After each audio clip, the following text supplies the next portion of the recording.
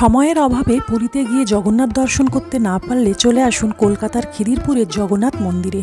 এই মন্দিরটি পুরীর জগন্নাথ মন্দিরের আদলেই তৈরি, আর পুরীর জগন্নাথ মন্দিরের নিয়মেই পূজিত হন জগন্নাথ, বলরাম ও সুভদ্রা। পাওয়া যায় পুরীর মতোই খাজা গজা প্রসাদ, চাইলে দিতে পারেন পুজো। এই মন্দিরে প্রতিদিন দুপুর 1টা থেকে 1:30টার মধ্যে মহাপ্রসাদ ভোগ খাওয়ানো হয়। তার জন্য দিনের দিন 11টার মধ্যে এসে কুপন কেটে নিতে হবে, অথবা আগের দিন ফোন করেও আসতে পারেন। বসে খেলে কুপন মূল্য পড়ে জনপ্রতি 150 টাকা, আর পার্সেল নিলে পড়ে জনপ্রতি 180 টাকা। পুরীর মন্দিরের মতো এই মন্দিরের গায়েও আছে অসাধারণ সুন্দর সব কারুকার্য।